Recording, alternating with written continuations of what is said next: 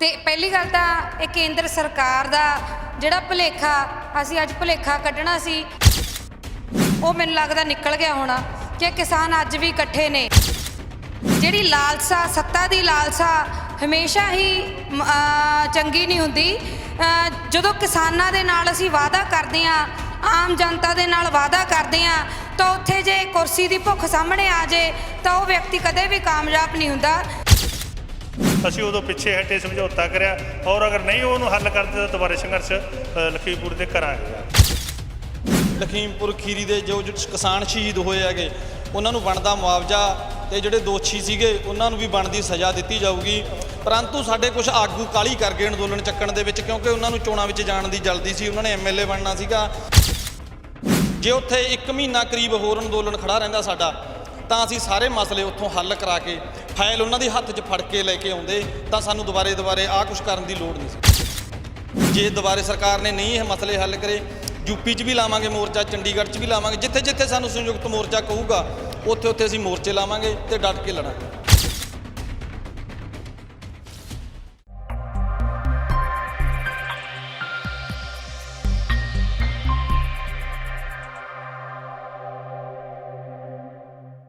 ਦਾਨੇ ਪੁਰਸ਼ਾਂ ਦਾ ਕਥਨ ਹੈ ਪੰਜਾਬ ਦੇ ਜੰਮਿਆਂ ਨੂੰ ਨਿਤ ਮੁਹਿੰਮਾਂ। ਦਿੱਲੀ ਦੇ ਬਾਰਡਰਾਂ ਦੇ ਉੱਪਰ 1 ਸਾਲ ਤੋਂ ਵਧੇਰੇ ਦਾ ਸਮਾਂ ਗੁਜ਼ਾਰਨ ਤੋਂ ਬਾਅਦ ਜਿਹੜਾ ਪੰਜਾਬ ਦੇ ਵਿੱਚ ਅੱਜ ਵੀ ਸੰਘਰਸ਼ ਕਰਨਾ ਪੈ ਰਿਹਾ ਹੈ।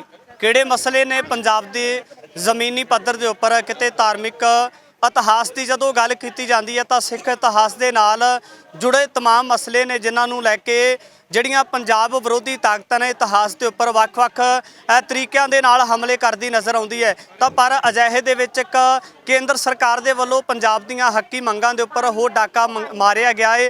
ਜਿੱਥੇ ਪਹਿਲਾਂ ਪੰਜਾਬ ਦੇ ਕੁਦਰਤੀ ਸਰੋਤਿਆਂ ਨੂੰ ਵੱਖ-ਵੱਖ ਤਰੀਕੇ ਦੇ ਨਾਲ ਲੁੱਟਿਆ ਗਿਆ, ਤਾਂ ਉੱਥੇ ਹੀ BBMB ਵਾਲੇ ਮੁੱਦੇ ਤੇ ਵੀ ਅੱਜ ਇੱਕ ਵੱਡਾ ਇਕੱਠ ਮੋਹਾਲੀ ਦੇ ਵਿੱਚ ਬੁਲਾਇਆ ਗਿਆ। ਸਾਡੇ ਨਾਲ ਕੁਝ ਕਿਸਾਨ ਆਗੂ ਨੇ, ਉਹਨਾਂ ਦੇ ਨਾਲ ਗੱਲਬਾਤ ਕਰਾਂਗੇ ਉਹ ਕੀ ਸੋਚਦੇ ਨੇ। ਸਭ ਤੋਂ ਪਹਿਲਾਂ ਮੈਂ ਤੁਹਾਨੂੰ ਸਵਾਲ ਕਰਨਾ ਚਾਹਾਂਗਾ, ਜਿਹੜਾ ਅੱਜ ਇਕੱਠ ਬੁਲਾਉਣ ਦਾ ਮਕਸਦ ਹੈ, ਕਿਉਂਕਿ ਬਹੁਤ ਦੂਰ ਦਰੇਡੇ ਤੋਂ ਲੋਕ ਚੱਲ ਕੇ ਆਏ ਨੇ, ਅਸਲ ਦੇ ਵਿੱਚ ਇਕੱਠ ਬੁਲਾਉਣ ਦਾ ਪੂਰਾ ਮਕਸਦ ਕੀ ਹੈ? ਸਭ ਤੋਂ ਪਹਿਲਾਂ ਤਾਂ ਕੇਂਦਰ ਸਰਕਾਰ ਨੂੰ ਇਹ ਵਹਿਮ ਪੈ ਗਿਆ ਸੀਗਾ ਕਿ ਅਸੀਂ 1 ਸਾਲ ਪਹਿਲਾਂ ਜੋ ਕਿਸਾਨਾਂ ਨੇ ਧਰਨਾ ਲਾਇਆ ਸੀ, ਅਸੀਂ ਇਹਨਾਂ ਦੀਆਂ ਮੰਗਾਂ ਮੰਨ ਲਈਆਂ, ਇਹਨਾਂ ਨੂੰ ਲਾਤਾ ਤੇ ਹੁਣ ਇਹ ਖਿੰਡ ਗਏ। ਤੇ ਪਹਿਲੀ ਗੱਲ ਤਾਂ ਇਹ ਕੇਂਦਰ ਸਰਕਾਰ ਦਾ ਜਿਹੜਾ ਭੁਲੇਖਾ ਅਸੀਂ ਅੱਜ ਭੁਲੇਖਾ ਕੱਢਣਾ ਸੀ ਉਹ ਮੈਨੂੰ ਲੱਗਦਾ ਨਿਕਲ ਗਿਆ ਹੋਣਾ ਕਿ ਕਿਸਾਨ ਅੱਜ ਵੀ ਇਕੱਠੇ ਨੇ। ਔਰ ਅਸੀਂ ਸ਼ੁਰੂ ਤੋਂ ਕਹਿੰਦੇ ਆਏ ਆ ਕਿ ਕਿਸਾਨ ਜਥੇਬੰਦੀਆਂ ਪ੍ਰੈਸ਼ਰ ਗਰੁੱਪ ਨੇ, ਇਹ ਸਰਕਾਰਾਂ ਨੂੰ ਝੁਕਾ ਸਕਦੀਆਂ ਨੇ, ਔਰ ਜੋ ਵੀ ਸਰਕਾਰ ਬਣਦੀ ਹੈ ਲੋਕਤੰਤਰ ਦੀ ਸਰਕਾਰ ਹੁੰਦੀ। ਮੈਂ ਤੁਹਾਨੂੰ ਰੋਕਣਾ ਚਾਹਾਂਗਾ, ਪ੍ਰੈਸ਼ਰ ਗਰੁੱਪ ਦੀ ਤੁਸੀਂ ਗੱਲ ਕੀਤੀ ਆ। ਪ੍ਰੈਸ਼ਰ ਗਰੁੱਪ ਜਿਹੜਾ ਉਹਦੇ ਵਿੱਚ ਜਿਹੜਾ ਢਿੱਲ ਆਉਣ ਦਾ ਵੱਡਾ ਕਾਰਨ ਇਹ ਨਹੀਂ ਬਣਿਆ ਕਿ ਜਿਹੜੇ ਕੁਝ ਕਿਸਾਨ ਜਥੇਬੰਦੀਆਂ ਸੀ ਜਿਹੜੇ ਇੱਕ ਤਰ੍ਹਾਂ ਦੇ ਨਾਲ ਟੇਬਲ ਟਾਕ ਕਰਦੇ ਸੀ, ਔਰ ਟੇਬਲ ਟਾਕ ਨੂੰ ਕੇਂਦਰ ਸਰਕਾਰ ਦੇ ਵੱਡੇ ਜਿਹੜੇ तमाम ਲੀਡਰ ਸੀ ਉਹਨਾਂ ਨੂੰ ਕਿਤੇ ਨਾ ਕਿਤੇ ਹਰਾ ਕੇ ਪਿੱਛੇ ਕਰ ਦਿੰਦੇ ਸੀ। ਤਾਂ ਉਹ ਜਿਹੜੇ ਲੀਡਰ ਸੀ ਉਹ ਕਿਤੇ ਨਾ ਕਿਤੇ ਰਾਜਸੀ ਸੱਤਾ ਦੀਆਂ ਲਾਲਸ ਦੇ ਵਿੱਚ ਆ ਕੇ ਰਾਜਸੀ ਲੀਡਰ ਬਣਨ ਦੀ ਸੋਚ ਕੇ ਰਾਜਨੀਤੀ ਪਾਰਟੀ ਬਣਾ ਚੁੱਕੇ ਸੀ।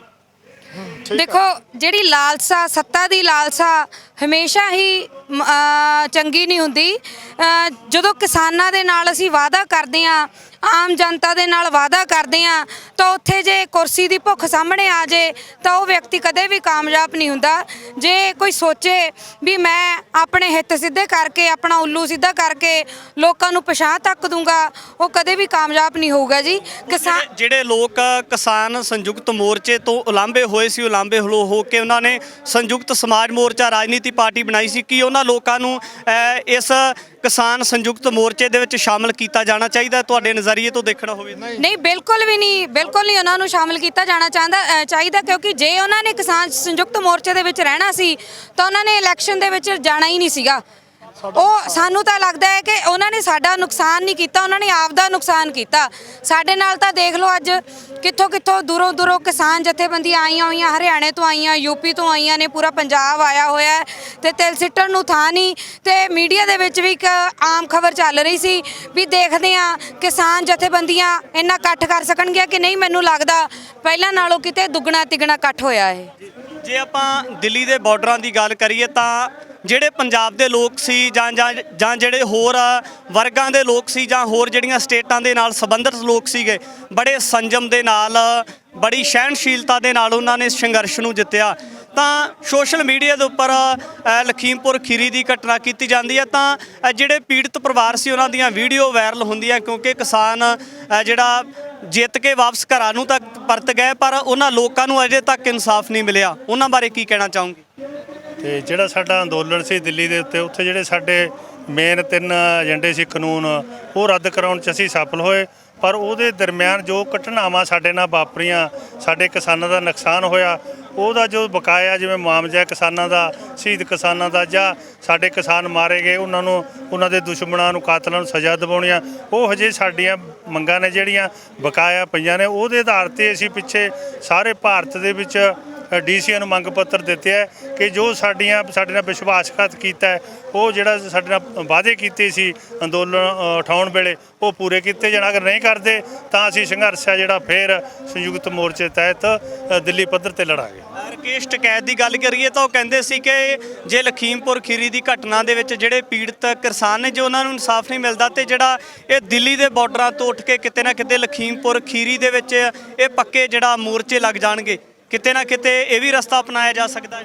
ਹਾਂ, ਇਹ ਕਿਉਂਕਿ ਉਦੋਂ ਚੋਣਾਂ ਨੇੜੇ ਆ ਗਈਆਂ ਸੀ, ਕਿਉਂਕਿ ਲੋਕਤੰਤਰ ਹੈ, ਅਸੀਂ ਲੋਕਤੰਤਰ ਦੀ ਉਲੰਘਣਾ ਵੀ ਨਹੀਂ ਕਰਨਾ ਚਾਹੁੰਦੇ ਸੀ। ਇਸ ਕਰਕੇ ਚੋਣਾਂ ਨੇੜੇ ਆਉਣ ਕਰਕੇ ਉਹ ਵੀ ਜ਼ਰੂਰੀ ਸੀ, ਸੰਵਿਧਾਨ ਦਾ ਅੰਗ ਹੈ ਇੱਕ।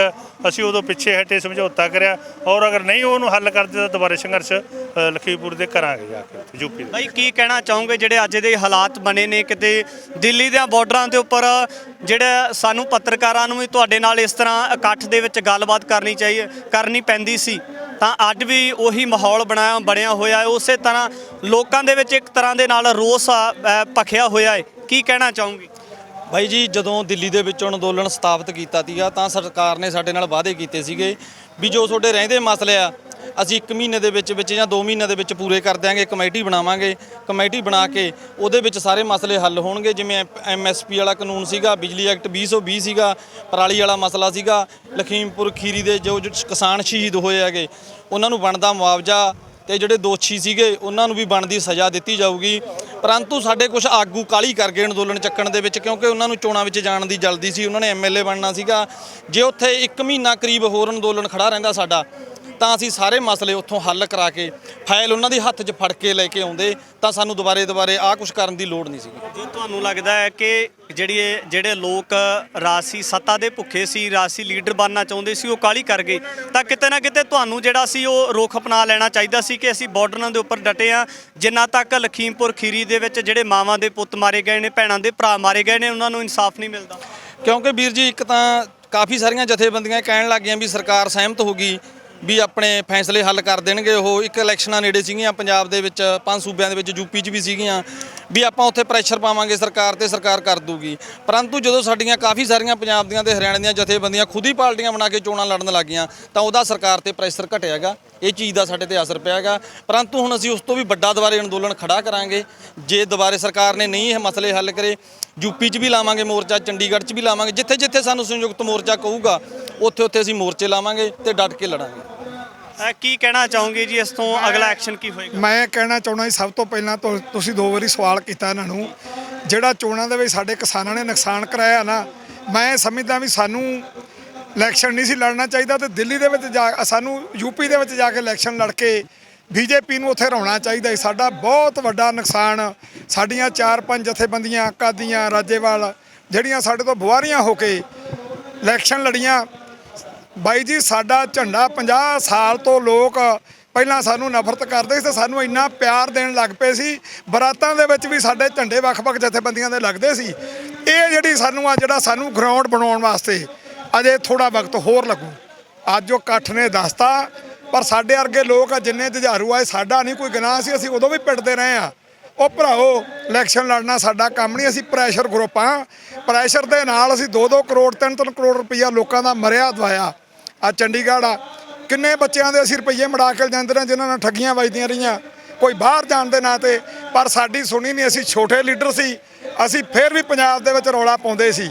ਸਾਡਾ ਉਸ ਚੀਜ਼ ਨੇ ਬੜਾ ਨੁਕਸਾਨ ਕਰਾਇਆ। ਜੇ ਸਾਡੇ ਲੀਡਰ ਸਾਡੇ ਯੂਪੀ 'ਚ ਜਾਂਦੇ, ਡਕੈਤ ਦੇ ਨਾਲ ਬੋਲਦੇ, ਜਿਵੇਂ ਅਸੀਂ ਮਮਤਾ ਨੂੰ ਬਣਾਇਆ, ਉੱਥੇ ਜਿਹੜੀ ਬੀਜੇਪੀ ਨੂੰ ਹਰਾਉਂਦੇ ਸਾਡਾ ਬਹੁਤ ਵੱਡਾ ਜਿਹੜਾ ਸੀ ਪ੍ਰੈਸ਼ਰ ਗਰੁੱਪ ਹੋਰ ਬਣਨਾ ਸੀ। ਪਰ ਅੱਜ ਵੀ ਚੜ੍ਹਦੀ ਕਲਾ ਚ ਹਾਂ ਜੀ, ਕੋਈ ਗੱਲ ਨਹੀਂ। BBM ਵਾਲੇ ਮੁੱਦੇ ਤੇ ਅੱਜ ਇਕੱਠੇ ਹੋਏ ਆ ਤਾਂ ਕਿਤੇ ਨਾ ਕਿਤੇ ਜਿਹੜਾ ਸੀ ਅੱਜ ਇਤਿਹਾਸ ਦੇ ਉੱਪਰ ਸਿੱਖਾਂ ਦਾ ਜਿਹੜਾ ਇਤਿਹਾਸ ਹੈ, ਜਿਹੜੀ ਪੂਰੀ ਦੁਨੀਆ ਦੇ ਵਿੱਚੋਂ ਮਾਰਸ਼ਲ ਕੌਮ ਮੰਨੀ ਜਾਂਦੀ ਹੈ, ਉਸ ਇਤਿਹਾਸ ਨੂੰ ਟਾਰਗੇਟ ਕਰਨਾ ਕਿਤੇ ਨਾ ਕਿਤੇ ਚਿੰਤਾ ਦਾ ਵਿਸ਼ਾ ਹੈ। ਤਾਂ ਜਦੋਂ ਇਸ ਤਰੀਕੇ ਦੇ ਨਾਲ ਕੇਂਦਰ ਸਰਕਾਰ ਹੈ ਜਿਹੜੀ ਉਹ ਪੰਜਾਬ ਦੀਆਂ ਹੱਕੀ ਮੰਗਾਂ ਦੇ ਉੱਪਰ ਡਾਕੇ ਮਾਰਦੀ ਹੈ, ਤਾਂ ਜਿਹੜੇ ਪੰਜਾਬ ਦੀਆਂ ਸਰਕਾਰਾਂ ਨੇ ਜਾਂ ਇਤਿਹਾਸ ਦੀ ਗੱਲ ਚੱਲਦੀ ਹੈ ਤਾਂ ਪੰਜਾਬ ਸਰਕਾਰਾਂ ਦੇ ਹਿੱਸੇ ਆ ਜਾਂਦਾ ਹੈ ਕਿ ਇਤਿਹਾਸ ਨੂੰ ਜਾਂ ਵਿਦਿਆਰਥੀਆਂ ਨੂੰ ਕਿਸ ਤਰੀਕੇ ਦੇ ਨਾਲ ਕੀ ਕੁਝ ਪਰੋਸ ਕੇ ਦੇਣਾ ਹੈ। ਤਾਂ ਇਹਦੇ ਵਿੱਚ ਦੋਸ਼ੀ ਕਿਹਨੂੰ ਮੰਨਦੇ ਹੋ? ਅਸੀਂ ਤੇ ਜਿਹੜੀਆਂ ਪਿਛਲੀਆਂ ਸਰਕਾਰਾਂ ਦੋਸ਼ੀ ਉਹਨਾਂ ਨੂੰ ਮੰਨਾਂਗੇ ਜੀ। ਪਰ ਅਸੀਂ ਹੁਣ ਜਿਹੜੀ ਨਵੀਂ ਸਰਕਾਰ ਬਣੀ ਆ ਸਾਡੀ, ਉਹ ਤੋਂ ਵੀ ਆਸ ਰੱਖਦੇ ਆ। ਜੇ ਵੇਖੋ ਜੀ, ਸਿੱਖ ਇਤਿਹਾਸ ਦੇ ਨਾਲ ਛੇੜਛਾੜ ਕਿਸੇ ਨੇ ਕੀਤੀ ਨਾ, ਇਹ ਬਖਸ਼ੇ ਨਹੀਂ ਜਾਣਗੇ। ਇਹੋ ਜੀ ਕੌਮ ਆ ਇਹ, ਸਾਡੀ ਕੌਮ ਜੁਝਾਰੂ ਕੌਮ ਆ। ਸਾਨੂੰ ਜਿਹੜਾ ਇਤਿਹਾਸ ਦੇ ਵਿੱਚ ਸਾਡੇ ਬੱਚਿਆਂ ਨੂੰ ਇਹ ਚਾਹੁੰਦੇ ਆ ਵੀ ਇਹਨਾਂ ਦੀਆਂ ਜ਼ਮੀਰਾਂ ਮਰ ਜਾਣ। ਬਾਬਾ ਬੰਦਾ ਸਿੰਘ ਬਹਾਦਰ ਵਰਗੇ ਕਿੱਡੇ ਯੋਧੇ ਯਾਰ, ਸਾਡੀ ਜਿਹੜੀ ਪੱਗ ਡਿੱਗੀ ਯਾਰ ਸਿਰ ਤੇ ਰੱਖੀ ਉਹਨਾਂ ਨੇ। ਸਿੱਖ ਇਤਿਹਾਸ ਦੇ ਵਿੱਚ ਇਹੋ ਜਿਹੇ ਯੋਧੇ, ਇਹਨਾਂ ਨੇ ਇਤਿਹਾਸ ਛੇੜਛਾੜ ਕਰਕੇ ਬਹੁਤ ਮਾੜਾ ਕੰਮ ਕੀਤਾ। ਅਸੀਂ ਜਿਹੜੀ ਮੈਂ ਵਧਾਈ ਦੇਣਾ ਕਿਸਾਨਾਂ ਨੇ, ਅਸੀਂ ਇਕੱਲੀ ਕਿਸਾਨੀ ਤੇ ਨਹੀਂ ਲੜਦੇ, ਅਸੀਂ ਸਿੱਖ ਹਾਂ। ਸਭ ਤੋਂ ਪਹਿਲਾਂ ਅਸੀਂ ਸਿੱਖ ਇਤਿਹਾਸ ਬਾਰੇ ਵੀ ਸਾਨੂੰ ਸਾਰਾ ਗੱਲ ਲੰਮੀ ਹੋਊਗੀ, ਸਾਰਾ ਹੀ ਪਤਾ। ਅਸੀਂ ਇਹਦੀ ਜਿੰਨੀ ਵੀ ਲੜਾਈ ਲੜੀ ਕਿ ਮੈਂ ਇਹਨਾਂ ਨੂੰ ਵਧਾਈ ਦੇਣਾ, ਸੰਯੁਕਤ ਮੋਰਚੇ ਨੂੰ, ਜਿੰਨੇ ਵੀ ਲੀਡਰ ਆ ਸਾਰਿਆਂ ਨੇ ਸਟੇਜ ਤੇ ਗੱਲ ਰੱਖੀ ਆ। ਬਹੁਤ ਇਹਨਾਂ ਨੇ ਮਾੜੀ ਗੱਲ ਕੀਤੀ ਆ ਜਿਹੜੀ ਇਤਿਹਾਸ ਦੇ ਨਾਲ ਛੇੜਛਾੜ ਹੋਈ ਹੈ। ਅੱਜ ਵੀ ਮੈਮੋਰੰਡਮ ਦਿੱਤਾ ਜਾ ਰਿਹਾ ਹੈ, ਤਾਂ ਇਸ ਤੋਂ ਅਗਲੇ ਪੈਂਤੜੇ ਦੀ ਕੀ ਉਡੀਕ ਕੀਤੀ ਜਾ ਸਕਦੀ ਹੈ ਪੰਜਾਬ ਦੇ ਲੋਕਾਂ ਦੇ ਵਾਸਤੇ ਜਿਹੜੇ ਸੰਘਰਸ਼ ਕਰਕੇ ਸ਼ੁਰੂ ਤੋਂ ਆਪਣਾ ਹੱਕ ਲੈਂਦੇ ਰਹੇ ਨੇ? ਤਾਂ ਉਹਨਾਂ ਵਾਸਤੇ ਰੋਡ ਮੈਪ ਕਿਸ ਤਰ੍ਹਾਂ ਦਾ ਹੋਏਗਾ? ਪਹਿਲਾਂ ਵਾਂਗ ਰੇਲਾਂ ਰੋਕੀਆਂ ਜਾਣਗੀਆਂ, ਧਰਨੇ ਲਾਏ ਜਾਣਗੇ, ਜਾਂ ਪੰਜਾਬ ਬੰਦ ਕੀਤਾ ਜਾਊ, ਸੜਕਾਂ ਜਾਮ ਕੀਤੀਆਂ ਜਾਣਗੀਆਂ? ਰੋਡ ਮੈਪ ਕੀ ਹੋਏਗਾ ਅਗਲਾ? ਦੇਖੋ ਜੀ, ਜੋ ਸਾਨੂੰ ਸੰਯੁਕਤ ਮੋਰਚਾ ਕਾਲ ਦੇਵੇਗਾ, ਸਾਡੇ ਜਿਹੜੇ ਆਗੂ ਬਹੁਤ ਸਿਆਣੇ ਆ, ਜਿਹੜੀ ਕਾਂਗਰਸੀ ਵਿੱਚੋਂ ਇਲੈਕਸ਼ਨ ਦੇ ਵਿੱਚ ਝੜ ਗਈ ਆ, ਜਿਹੜੇ ਜਾ ਕੇ ਅੱਗੇ ਬਹਿੰਦੇ ਸੀ, ਹੁਣ ਸਾਡੇ ਜਿਹੜੇ ਨਿਰਪੱਖ ਜਿਹੜੇ ਆਗੂ ਆ, ਸਿਆਣੇ ਆਗੂ ਆ, ਪੜ੍ਹੇ ਲਿਖੇ, ਜੋ ਸਾਨੂੰ ਇਹ ਹੁਕਮ ਲਾਉਣਗੇ ਉਸ ਹੁਕਮ ਦੇ ਤਹਿਤ ਅਸੀਂ ਉਵੇਂ ਮਗਰ ਫੁੱਲ ਚੜਾਵਾਂਗੇ। ਪੰਜਾਬ ਦੇ ਵਿੱਚ, ਹਰਿਆਣੇ ਦੇ ਵਿੱਚ ਲੋਕਾਂ ਦੇ ਵਿੱਚ ਬੜਾ ਉਤਸ਼ਾਹ ਸੰਯੁਕਤ ਮੋਰਚੇ ਪ੍ਰਤੀ। ਜੋ ਸਾਨੂੰ ਸੰਯੁਕਤ ਮੋਰਚਾ ਕਹੇਗਾ ਅਸੀਂ ਉੱਤੇ ਫੁੱਲ ਚੜਾਵਾਂਗੇ।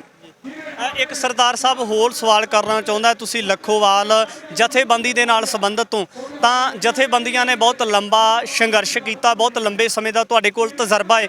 ਤਾਂ ਨਵੀਂ ਰਾਜਸੀ ਧਿਰ ਨੂੰ ਦੇਖਦੇ ਹੋ, ਆਮ ਆਦਮੀ ਪਾਰਟੀ ਬਣੀ ਹੈ, ਭਗਵੰਤ ਮਾਨ ਉਹਦੇ ਮੁੱਖ ਮੰਤਰੀ ਬਣੇ ਆ, ਤਾਂ ਉਹਨਾਂ ਦੇ ਦੇਖ ਸਕਦੇ ਅਸੀਂ ਕੀ ਦੇਖ ਸਕਦੇ ਹਾਂ, ਕੀ ਉਮੀਦਾਂ ਕਰ ਸਕਦੇ ਹਾਂ? ਕਿਤੇ ਨਾ ਕਿਤੇ ਜਿਹੜੀਆਂ ਦੂਜੀ ਰਵਾਇਤੀ ਪਾਰਟੀਆਂ ਰਹੀਆਂ ਨੇ, ਜਿਹੜੀਆਂ ਪੰਜਾਬ ਦੇ ਉੱਪਰ ਕਾਬਜ਼ ਰਹੀਆਂ ਨੇ, ਤਾਂ ਉਹਨਾਂ ਦੀ ਨੀਤੀ ਤੋਂ ਹਟ ਕੇ ਇਹਨਾਂ ਦੀ ਨੀਤੀ ਦੇ ਵਿੱਚ ਕੋਈ ਤਬਦੀਲੀ ਨਜ਼ਰ ਆਉਂਦੀ ਹੈ ਤੁਹਾਨੂੰ? ਆਉਂਦੀ ਹੈ ਜੀ, ਬਿਲਕੁਲ ਆਉਂਦੀ ਹੈ ਜੀ। ਉਦੋਂ ਦਾ ਮੈਂ ਨਿਰਪੱਖ ਹੋ ਕੇ ਕਹੂੰਗਾ ਜੀ, ਤਹਿਸੀਲਾਂ ਦੇ ਵਿੱਚ ਜਿੱਥੇ ਵੀ ਭ੍ਰਿਸ਼ਟਾਚਾਰ ਹੁੰਦਾ ਸੀ, ਬਹੁਤ ਬਾਈ ਜੀ ਨੱਥ ਪਈ ਆ। ਕਿਉਂ? ਪਹਿਲਾਂ ਸਾਨੂੰ ਲੜਨਾ ਪੈਂਦਾ ਸੀ, ਸਾਨੂੰ ਰੌਲੇ ਪਾਉਣੇ ਪੈਂਦੇ ਸੀ, ਤਹਿਸੀਲਦਾਰ ਤਹਿਸੀਲ 'ਚ ਰਜਿਸਟਰੀ ਨਹੀਂ ਕਰਦਾ, ਰਾਤ ਨੂੰ ਕਰਦਾ। ਤੇ ਹੁਣ ਇਹੋ ਜਿਹੇ ਹਾਲਾਤ ਬਣੇ ਆ, ਮੈਂ ਕਹਿੰਦਾ ਜੀ 5 ਪੈਸੇ ਨਹੀਂ ਅਸੀਂ ਛੇੜਦੇ ਸੀ। ਪਿਛਲੇ ਬੁੱਧਵਾਰ ਨੂੰ ਸਾਡੀ ਰਜਿਸਟਰੀ ਹੋਈ, ਅਸੀਂ ਹੱਸਣ ਲੱਗ ਗਏ ਰੀਡਰ ਨੂੰ ਜੀਰੇ। ਅਸੀਂ ਕਿਹਾ ਕੋਈ ਆ ਮੁੰਡੇ ਜਿਹੜੇ ਬਗੈਰ ਤਨਖਾਹ ਤੋਂ ਕੁਛ ਕਰੀਏ ਥੋੜਾ ਬੜਾ। ਉਹ ਆਂਦੇ ਨਹੀਂ ਬਾਈ ਜੀ, ਹੱਥ ਹੀ ਜੋੜਤੇ ਉਹਨਾਂ ਨੇ। ਮੈਂ ਆਸ ਰੱਖਦਾ ਜੀ, ਭਗਵੰਤ ਮਾਨ ਇਮਾਨਦਾਰ ਬੰਦਾ, 18 ਸਾਲ ਦੀ ਉਮਰ ਦੇ ਵਿੱਚ ਵੇਖੋ, ਜਿਹੜਾ ਬੰਦਾ 18 ਸਾਲ ਦੀ ਉਮਰ ਦੇ ਵਿੱਚ ਭ੍ਰਿਸ਼ਟਾਚਾਰ ਦੇ ਉਲਟ ਲੜਦਾ ਸੀ, ਅਸੀਂ ਬਹੁਤ ਹੀ ਇੱਕ ਵਧੀਆ ਸਮਝਦੇ ਹਾਂ ਵੀ ਸਾਨੂੰ ਨਾ ਪੰਜਾਬ ਦੇ ਵਿੱਚ ਚੰਗੀ ਕਰਨ ਆਈ। ਆਸ ਰੱਖਦੇ ਹਾਂ, ਆਸ ਤੋਂ ਬਗੈਰ ਕੋਈ ਗੱਲ ਨਹੀਂ ਹੁੰਦੀ। ਪੰਜਾਬ ਦੇ ਲੋਕਾਂ ਦੇ ਮਨਾਂ ਦੇ ਵਿੱਚ ਕਿਤੇ ਨਾ ਕਿਤੇ ਗਿਲਾ ਪਾਇਆ ਜਾ ਰਿਹਾ। ਅੱਜ ਤੋਂ 2 ਸਾਲ ਪਹਿਲਾਂ ਦੀ ਇੱਕ ਵੀਡੀਓ ਵਾਇਰਲ ਹੁੰਦੀ ਭਗਵੰਤ ਮਾਨ ਦੀ, ਜਿਹਦੇ ਵਿੱਚ ਉਹ ਕਹਿੰਦੇ ਨੇ ਕਿ ਰਾਜ ਸਭਾ ਦੇ ਵਿੱਚ ਇਸ ਤਰ੍ਹਾਂ ਦਾ ਸ਼ਖਸ ਭੇਜਿਆ ਜਾਣਾ ਚਾਹੀਦਾ, ਬੀਬੀ ਖਾਲੜਾ ਦਾ ਨਾਮ ਲੈ ਕੇ ਕਹਿੰਦੇ ਕਿ ਇਸ ਤਰ੍ਹਾਂ ਦੇ ਜਿਹੜੇ ਲੋਕ ਉਹਨਾਂ ਨੂੰ ਲੈ ਕੇ ਜਾਣਾ ਚਾਹੀਦਾ ਹੈ। ਤਾਂ ਪਰ ਉਹਨਾਂ ਨੇ ਲੋਕ ਤਾਂ ਉਹ ਭੇਜਤੇ ਜਿਨ੍ਹਾਂ ਦੀ ਕੋਈ ਕੁਰਬਾਨੀ ਨਹੀਂ, ਜਿਨ੍ਹਾਂ ਨੂੰ ਪੰਜਾਬ ਦੇ ਮਸਲਿਆਂ ਬਾਰੇ ਕੋਈ ਪਤਾ ਹੀ ਨਹੀਂ। ਵੇਖੋ ਜੀ, ਨਵੀਂ ਪਾਰਟੀ ਆ, ਇਹ ਐਡਾ ਮੁੱਦਾ ਨਹੀਂ ਬਣਾਉਣਾ ਚਾਹੀਦਾ। ਹੁਣ ਸਾਡੇ ਪ੍ਰਧਾਨ ਮੰਤਰੀ ਜਿਹੜੇ ਮਨਮੋਹਨ ਸਿੰਘ ਸੀ, ਉਹ ਵੀ ਤਾਂ ਦੂਜੇ ਰਾਜ 'ਚੋਂ ਰਾਜ ਸਭਾ ਦਾ ਮੈਂਬਰ ਬਣੇ ਸੀ ਨਾ। ਦੂਜੇ ਰਾਜਾਂ ਨੇ ਰਾਜ ਸਭਾ ਦਾ ਮੈਂਬਰ ਉਹਨਾਂ ਨੂੰ ਬਣਾਇਆ ਤੇ ਉਹ ਪ੍ਰਧਾਨ ਮੰਤਰੀ ਆਪਣੇ 2 ਵਾਰੀ ਬਣੇ।